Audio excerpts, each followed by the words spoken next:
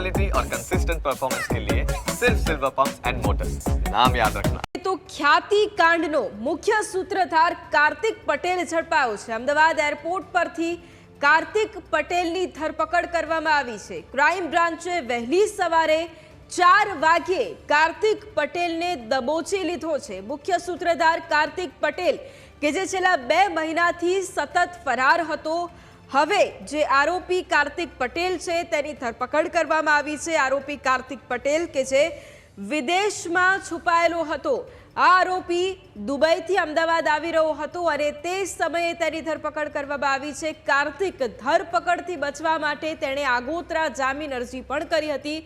જવાઈ મારફતે કરેલી આગોતરા જામીન અરજી કોર્ટે ફગાવી હતી। કાર્તિક પટેલની પૂછપરછમાં અનેક મોટા ખુલાસાઓ પણ થઈ શકે છે।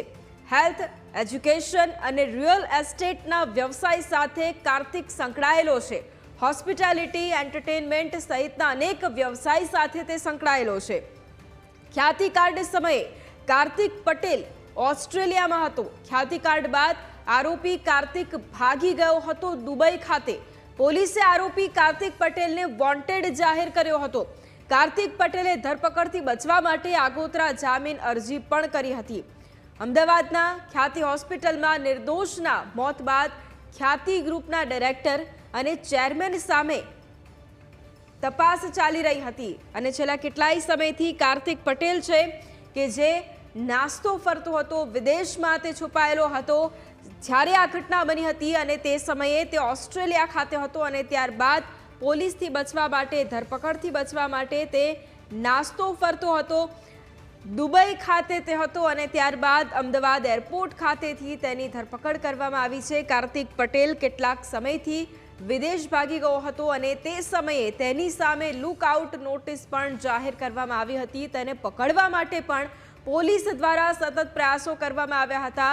તેણે જામીન માટે પણ સતત અરજી કરી હતી અને જામીન મંજૂર ન થતા આખરે તેણે શરણાગતિ સ્વીકારી હોય તેમ ભારત આવ્યો છે અને અમદાવાદ ક્રાઇમ બ્રાન્ચની ટીમે તેને ઇન્ટરનેશનલ એરપોર્ટ પરથી તેની ધરપકડ કરી છે। હવે આજે ભાગેડુ કાર્તિક પટેલ છે તે આખરે ઝડપાઈ ચૂક્યો છે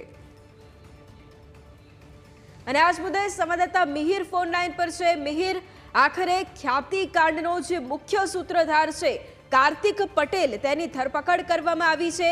સૌથી પહેલા એ જાણવા માંગીશું કે કઈ રીતે તેની ધરપકડ કરવામાં આવી છે। કાર્તિક પટેલ ક્યાંથી આવી રહ્યો હતો અને કેટલા વાગ્યે તેની ધરપકડ કરવામાં આવી?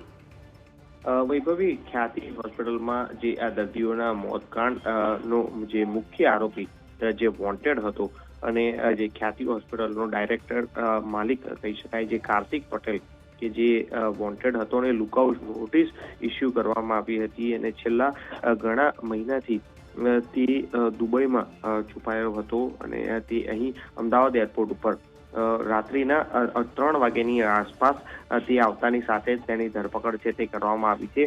અમદાવાદ એરપોર્ટથી તેને ક્રાઇમ બ્રાન્ચ લાવવામાં આવ્યું છે। તે અત્યારે હાલ હાથ જોડી અને જે અત્યારે ફોટો જે છે તે સામે આવ્યો છે કાર્તિક પટેલનો કે જે આખો ખ્યાતિ હોસ્પિટલનો જે એક માસ્ટર માઇન્ડ કહેવાય। કારણ કે જે રીતના આખું જે દર્દીઓને લાવી અને ત્યારબાદ તે કોઈ પણ દર્દીઓને ઓપરેશન કે અથવા સર્જરીની જરૂર ન હોવા છતાં પણ તે પીએમજે યોજનામાં કરી અને આવા માસૂમ જે દર્દીઓને ઓપરેશન કરવામાં આવતું હતું તેનો માસ્ટર માઇન્ડ ગણવામાં આવતો હતો। સાથે જે પીએમજે કાર્ડ જે બનાવટી જે બનાવવાના જે આખું ગેંગ આખી ટોળકી પકડાઈ હતી તેમાં પણ તે વોન્ટેડ હતો। એટલે અલગ અલગ 2 ગુનામાં વોન્ટેડ હતો। દુબઈથી અમદાવાદ આવી રહ્યો હતો કાર્તિક પટેલ અને ત્યારે જ આ લુકઆઉટ નોટિસના આધારે એરપોર્ટથી તેને ડિટેન કર્યું અને ત્યારબાદ તેને લાવવામાં આવ્યું। આ ખ્યાતિ હોસ્પિટલનો જે ડાયરેક્ટર કાર્તિક પટેલ છે તે health, education, real estate, hospitality, entertainment સહિતની અનેક વ્યવસાય સાથે સંકળાયેલો છે અને આ છેલ્લા ઘણા સમયથી તે ફરાર હતો। ત્યારે આ આખો ખ્યાતિકાંડનું જે કૌભાંડ સામે આવ્યું હતું ત્યારે કાર્તિક ઓસ્ટ્રેલિયામાં તે પરિવાર સાથે હતો અને ત્યારબાદ ઓસ્ટ્રેલિયાના વિઝા પૂરા થતા તે દુબઈ કતાર છે કે ત્યાં આગળ પરિવાર સાથે આવી ગયો હતો। પોલીસે તેને વોન્ટેડ જાહેર કરી અને તેને લુકઆઉટ નોટિસ જાહેર કરી હતી અને અનેક વખત તેની ધરપકડ કરવા પરિવાર સાથે, પરંતુ પરિવાર આખો વિદેશમાં હતો. તેવામાં જ કાર્તિક પટેલના જમાઈ મારફતે આગોતરા જામીન અરજી છે તે કરવામાં આવી હતી, પરંતુ કોર્ટે આ જામીન અરજી છે તે ફગાવી નાખી હતી. વાત કરવામાં આવે વૈભવી તો આ આખું જે કડી ખાતે 10 નવેમ્બરના રોજ જે ફ્રી કેમ્પ રાખવામાં આવ્યો હતો અને ત્યાં ફ્રી સારવાર બાદ અમદાવાદ સારવાર કરવા માટે જે આ દર્દીઓને ખ્યાતિ હોસ્પિટલ બોલાવવામાં આવ્યા હતા, જેમાં ગામમાંથી 19 લોકો અમદાવાદના આ ખ્યાતિ હોસ્પિટલમાં લાવી અને સારવાર કરી અને ત્યારબાદ દર્દીઓની એન્જિયોગ્રાફી કરવામાં આવી હતી. એન્જિયોગ્રાફી બાદ જે દર્દીઓના 7 દર્દીઓના સ્ટેન્ડ મૂકવામાં આવ્યા હતા અને જે સ્ટેન્ડ મૂકેલા 7 પૈકી 2 દર્દીઓના મોત નીપજ્યા હતા અને તે તપાસ કરતા અને પીએમમાં તપાસ કરતા કે તેમની નળીઓ 20 થી 30% બ્લોક હતી, છતાં પણ તેમને સ્ટેન્ડ મૂકી દીધા હતા અને આખો કાંડ છે તે સામે આવ્યો હતો. અને સમગ્ર મામલે તપાસ વસ્ત્રાપુરથી ક્રાઇમ બ્રાન્ચને સોંપવામાં આવી હતી અને ક્રાઇમ બ્રાન્ચની તપાસમાં એક બાદ એક નવા ખુલાસા થયા. આ કેસમાં તમામ ડાયરેક્ટરોથી લઈ અને જે રોકાણકાર કે જે કૌભાંડમાં સંડોવાયેલા છે તે લોકોની ધરપકડ છે તે કરી દેવામાં આવી છે. ત્યારે હાલ તો ક્રાઇમ બ્રાન્ચ દ્વારા 10 વાગ્યાની આસપાસ આ જે કાર્તિક પટેલની ધરપકડ મામલે જે પ્રેસ કોન્ફરન્સ બોલાવવામાં આવશે અને ત્યારબાદ તેની પૂછપરછમાં અનેક એવા ખુલાસા થશે, કારણ કે આ એ જ કાર્તિક પટેલ છે કે તે વૈભવી લાઈફસ્ટાઈલ જીવે છે. તેના ઘરે લક્ઝુરિયસ ઘરથી લઈ અને લક્ઝુરિયસ ગાડીઓ છે અને કરોડો રૂપિયાનો આસામી છે. ત્યારે આ પૈસા ક્યાંથી આવ્યા, ખ્યાતિકાંડમાં તેનો શું મુખ્ય રોલ હતો, તેની પૂછપરછમાં અનેક એવા ખુલાસા જે તે થઈ શકે છે. પરંતુ હાલ તો જે છેલ્લા ઘણા સમયથી વોન્ટેડ હતો તે કાર્તિક પટેલ હવે ક્રાઇમ બ્રાન્ચના સકંજામાં આવ્યો છે અને ક્રાઇમ બ્રાન્ચ છે હવે ધરપકડ કરી અને પૂછપરછ છે તે કરશે. વૈભવી. બિલકુલ મિહિર, આભાર તમામ જાણકારી માટે.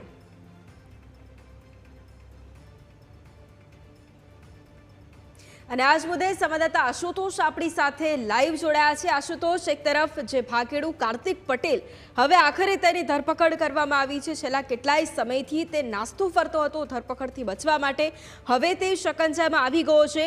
અત્યારે શું વધુ અપડેટ આ કેસને લઈને મળી રહી છે, શું વધુ ડિટેલ સામે આવી રહી છે?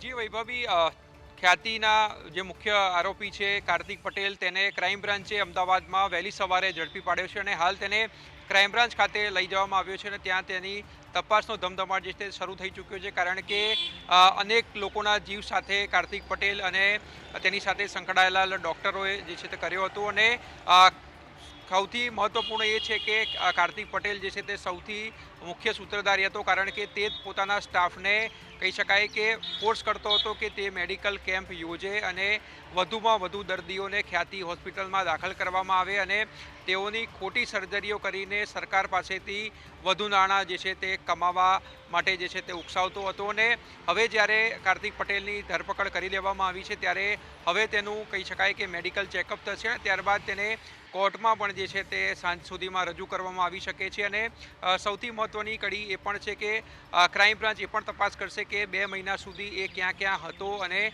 કોની મદદ તેણે લીધી છે, કારણ કે જ્યારે આ ખ્યાતિકાંડ સર્જાયો હતો ત્યારે તે દિવાળીનું વેકેશન માણવા માટે ઓસ્ટ્રેલિયા ગયો હતો અને એ સમયગાળા દરમિયાન સમગ્ર કાંડ જે છે થયો હતો અને ત્યારબાદ તે ન્યૂઝીલેન્ડ અને ત્યારબાદ તે દુબઈ જે છે તે નાસી છૂટ્યો હોવાની પણ વિગતો સામે આવી હતી. ત્યારે આજે વહેલી સવારે તે દુબઈથી પરત આવતા જ ક્રાઇમ બ્રાન્ચે તેની ધરપકડ કરી છે.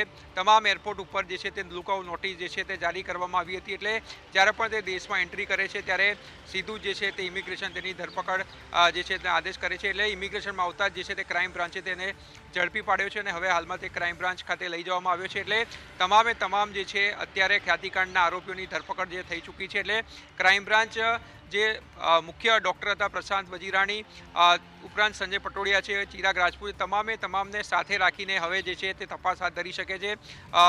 કાર્તિક પટેલ દ્વારા અગાઉ પણ તેમના જમાઈ મારફતે કોર્ટમાં જામીન અરજી કરવામાં આવી હતી, પરંતુ કોર્ટે એ પ્રકારે નકારી નાખી હતી કે નાણાકીય વ્યવહારોની તપાસ કરવાની છે અને તેના માટે તેની ધરપકડ જે છે તે થવી જરૂરી છે. અને તે હાલમાં જે છે તે કાર્તિક પટેલ ખુદ શરણાગતિ સ્વીકારી છે, કારણ કે તેની પાસે કોઈ રસ્તો અન્ય હતો નહીં અને તેના જ કારણે તેને ભારત પરત આવવું પડ્યું છે, કારણ કે લુકઆઉટ નોટિસ જારી કરાઈ હતી અને તેના જ કારણે હાલમાં જે છે તે સકંજામાં આવી ચૂક્યો છે અને તપાસ જે છે તે હવે ક્રાઇમ બ્રાન્ચે શરૂ કરી છે. જી.